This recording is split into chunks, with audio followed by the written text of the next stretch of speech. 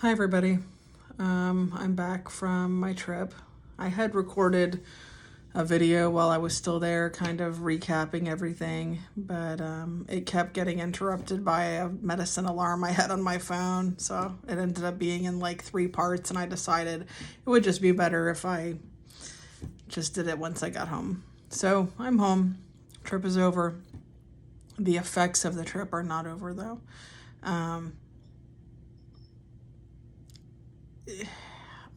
Was it worth it? I don't know. The jury's out. It's like pretty much everything I did had a cost. So traveling down there, I love a road trip. I love driving, not in crazy traffic, not normal driving, but driving on a road trip, I love. There's just a freedom to it and an expectation of getting where you're going and what's coming. And so, I love driving on a road trip. But sometimes driving in its own way can be exerting, or being on a long trip can be tiring. And I guess that plays into it. I'm assuming that light coming through the windows can have an effect from, heat, although it didn't feel like it was warming me up because I've got my AC going, I'm sure it played a role in everything. But we drove down there. It was like 7.5 hours, I think, with stops and everything to get to Navarre, Florida. And then I had that issue with the hotels or whatever that I had to like sort it all out, which took me like an hour in the lobby and was stressful. And then by the time I got in my room, face on fire. I mean, I looked like I was wearing a red turtleneck, except, from here up. And it was very hot, very painful, more painful than normal for me with all the gabapentin and stuff that I take. So, it was like I traveled and then I paid the price that night. I get my fan set up, get the room turned down to the right temperature, and, get some rest. And the next morning, my face is mostly calmed down. It's still a little bit warmer than normal, so it's like, I'm calm, but I'm waiting, waiting under the surface for you to make the next mistake, So I get up and I do my normal routine. I wash my face and I put on a light coating of Cetaphil. I think it's Cetaphil, like sensitive skin lotion. And we go get, some iced coffee. Of course, mine's decaf. And then we ride out to the beach that we go across to, like the main strip, and you can see from the car over the sand dunes, you can see the ocean, and I'm ecstatic because it's beautiful. And Navarre, if you've never been there, it's just amazing. I mean, when you get down to that strip where it's like a little protected nature area, it's just like rolling white sand dunes, and it's got like little sparse grass and then some tall, like looks like golden wheat looking things like blowing in the wind. I mean, it's just so pretty. And then you'll see like a break in the sand dunes where you see white sugar beach and like beautiful, aqua blue water, or sometimes a little emerald green and then aqua blue, and just like fantastic. It's just something magical about it. Anyway, so, we pull up into one of the places where you have beach access, and, there's like that wooden boardwalk, and you guys saw that maybe if you watched the video. I walked down, I put sunscreen on for the first time in a couple of years, which I was nervous about, just like baby sunscreen, like that super like 50 SPF, like super ultra hypoallergenic, good for baby skin, the most gentle thing I could find, and just, put it on just real carefully. And then I used a purple umbrella so I could look even more freakish than everyone else there. And so anyway, I walked to the edge of the wooden, kind of walkway area, and I just kind of looked at the beach at that point. It was too warm. The weather said that it would be like in the 70s in the day, and then like low 60s at night, and it was more like in the mid 80s in the day and high 60s at night. And so it wasn't the weather that I expected. And it also, I factor in Florida sun is just a different, ball game. So, once I got out there, I just kind of looked at the sand and I thought, there's no way that I'm going to be able to walk across that sand to the ocean and back without having a massive flare. So I'm just going to have to wait until like sunset or nighttime. So, my husband, of course, wanted to go walk the beach. So I told him, go ahead, I would chill in the car for a little bit, check it out. And then maybe we'd do some driving, check, get some souvenirs and stuff, get something to eat, whatever. So, he did. He walked around for a few minutes, and he was considerate of me, and he didn't, take too long. But, I did a little video, and then I went back to the car and turned on the air, and I just chilled there. And it was hard. It was hard to stand there and look at the water and not be able to go to it. It was like a reality check. That I just kept pushing, the limits on. It's like, that this is probably going to hurt you, but you do it anyway because it shouldn't hurt you, like it shouldn't. I should be able to walk to the beach. I should be able to drive my car for 7 hours if I want to. I should be able to do these things, and it doesn't make any sense to me why I can't. It's not fair. It doesn't make any sense. But at the same time, it is what it is, and I have to somehow accept it, or I just suffer for it, I cannot accept it. Like somebody posted on one of the Facebook chats I'm in, some of the exercises that they do, and that they don't let their condition stop them, they just put water on them and this and that and whatever, and they don't care what other people think. And, I totally get that. If it's not physically hurting you to the point that it's not worth it. If you can just, do a bunch of exercises or go on a hike or do something and, and you maybe flare up and turn red a little bit and it's a little warm or a little stingy, or, you put some cooling water or just run cool water on it and life is all better. That's awesome. Oh my gosh. I envy you, and I'm thankful, that that's like that for you. That is so awesome. Like, I hope it stays that way or it gets better. But it's not like that for me. And for those of you who are suffering the way I do, when I burn, it might look like a sunburn, or it might look like,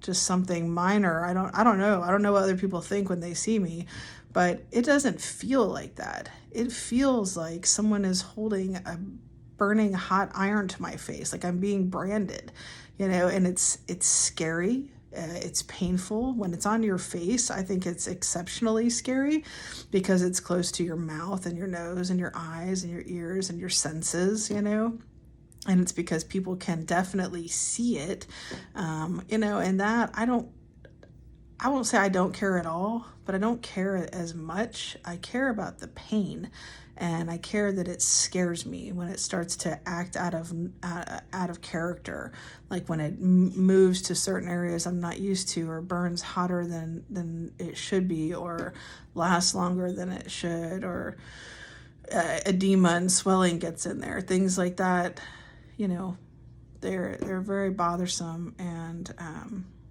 after months and months of it, to see patterns change or anything regress is super hard. But as far as like going out there and, doing 100 jumping jacks, or going jogging, or, hiking out in the sun, getting a tan, cutting my grass, I can't do it. I can't do it. If I did it, I'd probably end up hospitalized. I don't know how bad my skin would get. I'm afraid to push it that hard and try, because it hurts so bad, just doing little things, I mean, like right now I'm recovering from this trip. Like yesterday, I spent all day in my recliner with a fan going on me, my ceiling's fans going, my house is set at 67 degrees. I had a big cup of ice and water. And even with that, with doing nothing other than getting up, going to the restroom, getting more ice water, that's it, I still burned. My body is just like, it's on a cycle right now, and it is punishing me, and regulating. Like last night, oh my gosh, like as much as I tried to avoid it, I had a flare that started over here and burned like hell all the way across. And then this side started, and it burned all the way across. I actually had some mild itching through here, which is very unusual for me. I'm not sure if that's sun related or if that's suntan lotion related or stress, or I don't know, but I had a weird flare, like I haven't had in months. Like I ate something, and just the chewing motion flared up my bottom lip and chin. I had it where it was just my nose and my lip. And then like late last night, after my face had burned everywhere else, just my ears on both sides started like burning like they were being lit on fire.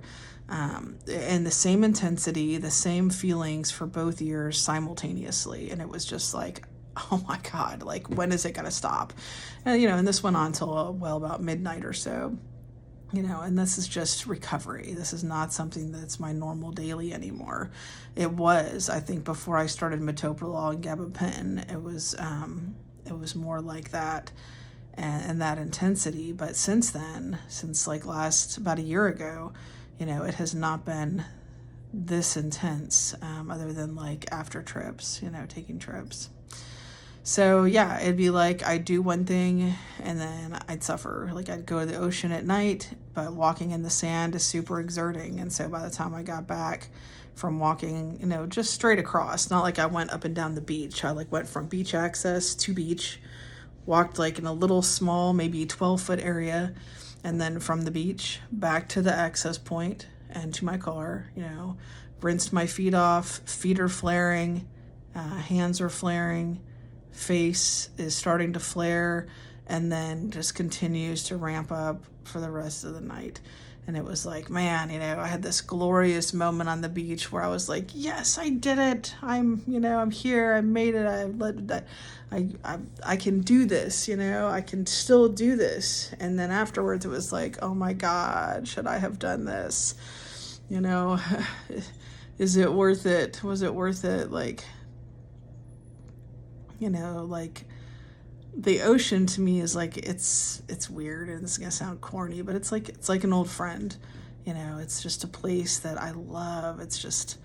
I love the peacefulness of it and just the serenity and the ocean. It's like it breathes, as it comes forward and back and kind of pulls on you, and it's just amazing. I love the salty air. I love the sounds. I love finding seashells. I'm a child. I don't know, when it comes to the ocean, it's just, I feel so comfortable and so at home there.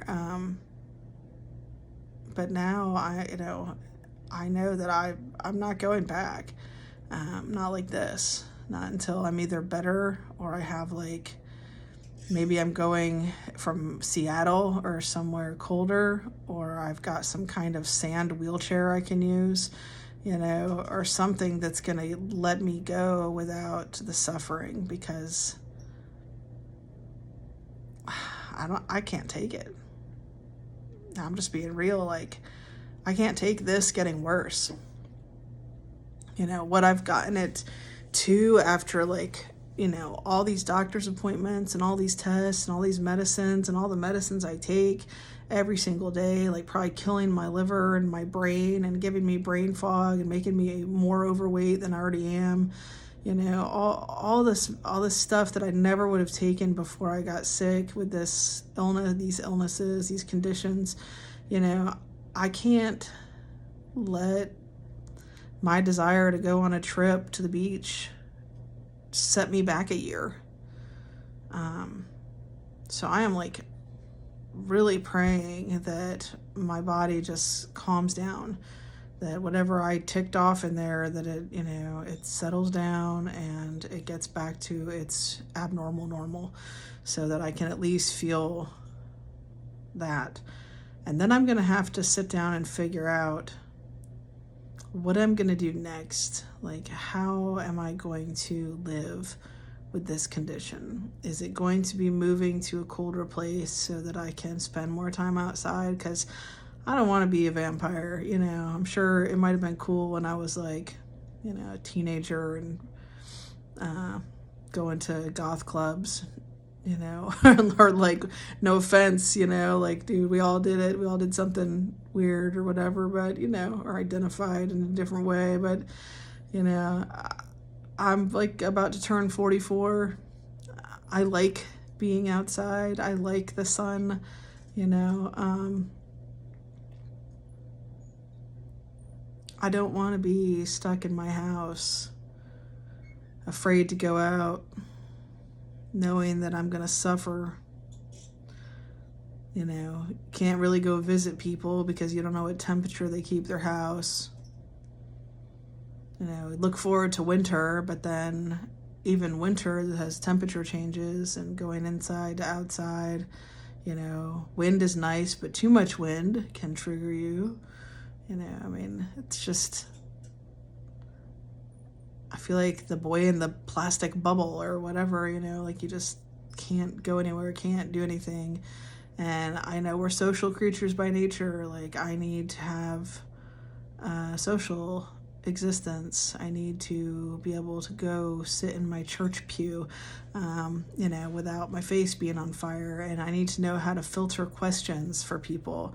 A lot of people just want to give you a quick answer to what they think is wrong with you, and I've been dealing with that over the last couple days too with, you know, family. I don't know.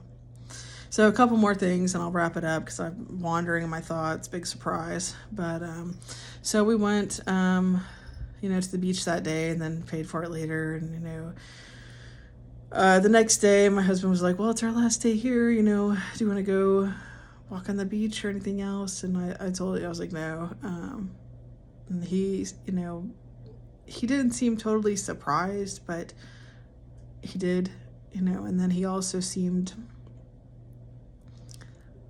kind of sad, like, not because I wasn't going with him, but because he knows how much I love it, and he knows that for me to say no, like, he knows what that cost me. That is just that I'm obviously saying it because it's too hard and I can't. So, you know, I was like, I really wanted to think of something fun that we could do and that he could enjoy before we left. You know, so our trip together for our 16th anniversary to Florida wasn't all about, you know, my husband, me, and my medical conditions, you know, like, I tried to leave them at home, but they came along anyway. Anyway, I looked up like night cruises and stuff, and there was like one sunset dolphin cruise, and I was like, sunset, which means it starts before the sunset, which means sun, which means heat, and I didn't want to risk it.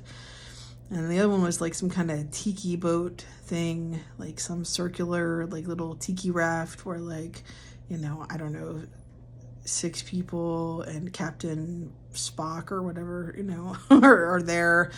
And there's like some bring your own drink ice chest thing, and like there was written in like a $200 penalty thing if you vomit while you're on it. And I'm just like, okay, I definitely don't want to be stuck on a tiki with a bunch of like people drinking, or well, like 4 other people actually, you know.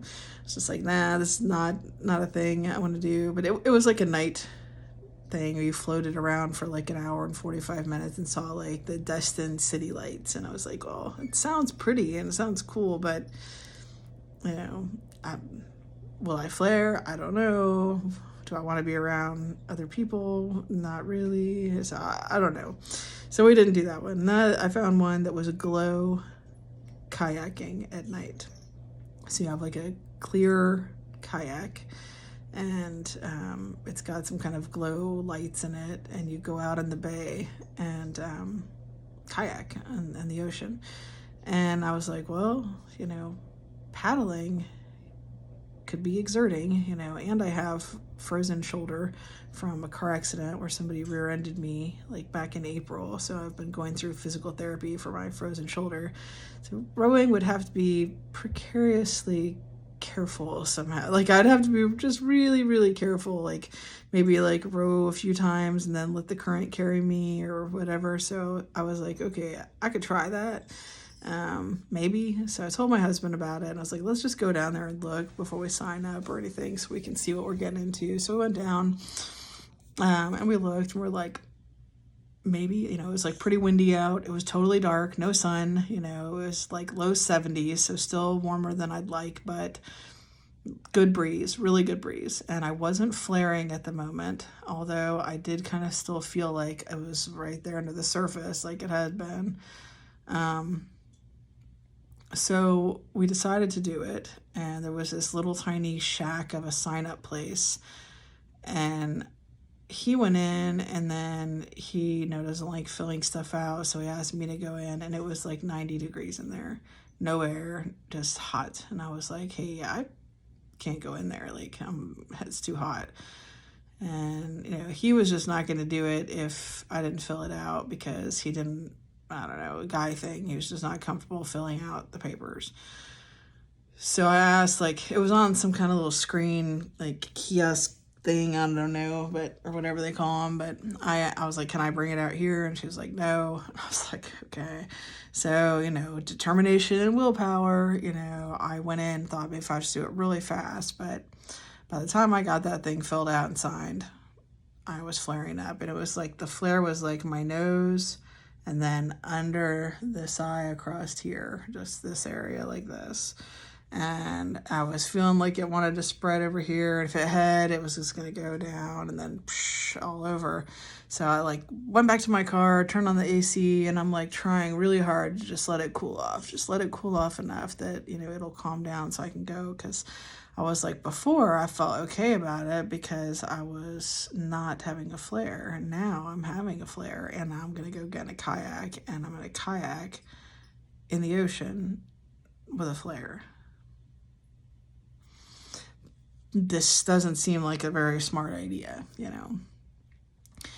So I tried really hard to get rid of it. It did not go all the way away. So I thought, well, I'll just go out there, I'll stand in the breeze, and I'll see how I handle it. And so I walked down there to the end of the thing where you get on the boats and wait for instructions. So I'm waiting down there, and I'm facing the direction of the breeze, so it's just blowing on me.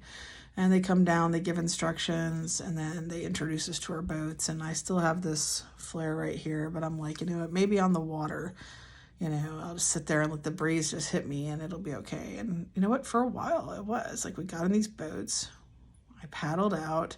I was very careful with my paddling and like paddle a little and stop and let it carry me, paddle a little, you know, I didn't have to go far. I could just tool around in the water. You could see underneath you. You could see like little fish swimming around, little things like digging in the sand. It was pretty cool. I think my husband really enjoyed it. Moonlight on the water was really pretty. You know, the glow boats were really cool. I did it for about 40 minutes, and then even with the breeze, like this flare just took over this cheek and came down. And I told him, I was like, well, I gotta go now. And he was cool with that. I think there was only like 15 minutes left of the time anyway. So we went back and, you know, got out, went back to the car, and man, I mean, it just burned. Like that burn just set in, and it was really bad around the edges. When I got to like the edges, anywhere the edges were, it was like, as it moved, it was like lava under my skin. And I mean, I've felt it before, you know, but it's been a while when it's been like that, where it's just so hot that you're like, oh, you're like moaning, you know, like every few minutes you're like, ooh, you know, just like trying to get through it. And, you know, I try this technique, and maybe I'll go over it on another video because this is pretty long, but I call it the light switch technique. That might even be what it is called. I don't even remember. It's been so long since I've like learned about it, but I'm a doula. So for those of you who know what that is, or don't, it's a labor support specialist. So I'm not in practice anymore, but for years I assisted women and their partners with non-medicated natural childbirth. That was my specialty. But it's, a coach for birth. It's your birth coach. And I help with breathing and focus, sensory distraction, positioning, massage. There's different techniques that will help with going through the process of labor and delivery. I help with some early childbirth education, things like that. But some of those techniques I've used to manage pain and chronic pain in my own life. I even had like fillings done without, any numbing stuff, and, just different practices over the years. But I think that this particular illness was like beyond my capability, but still at times there are some parts of that pain management that can help.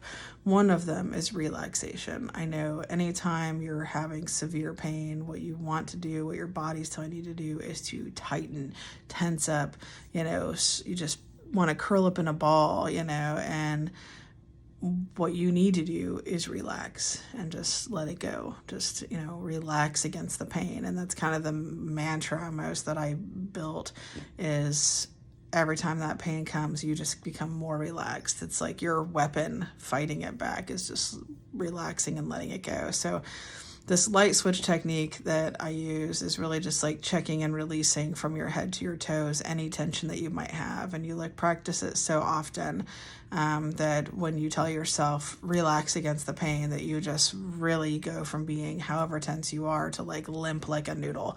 Like there's no resistance. Like every part of you is completely and totally relaxed.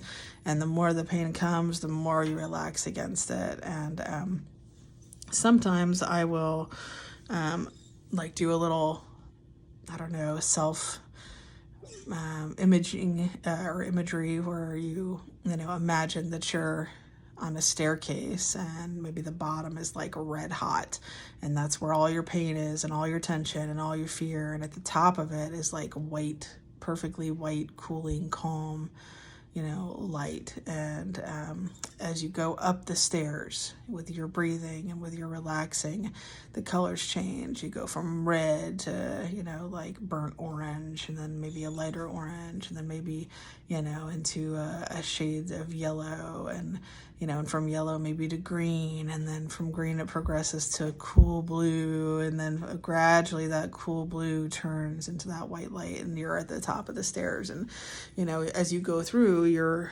every pain, you relax against, you become more relaxed, and you start to feel that cooler air, and it just really starts to calm down. And it's a process, but I've used that before, things like that, but we can talk more about that later. I'll be using that probably today. God willing, I don't, that I just get back to my normal, life goes on. But if these payback flares, from my trip, get me, then I'm going to pull out all my tools and do what I can to combat that pain and make it through it, I guess. Anyway, so that was my trip to Florida. And,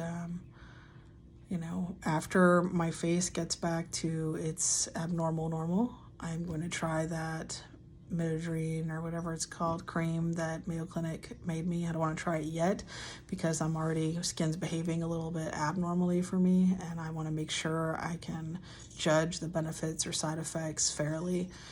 So I need to let this calm down, and then I'm gonna give it a try. And God, I hope it's I hope it's a good thing, because I am past my limit. But thanks for listening. This was a long video. I appreciate you hanging in there. I am always open to questions and comments, and my support, goes out to everybody going through this. If you find this helpful, let me know. If you have any thoughts, I'm happy to hear them. I hope you like my page. I hope you subscribe to it. Yeah. Anyway, thanks for watching. We'll talk again soon. Bye.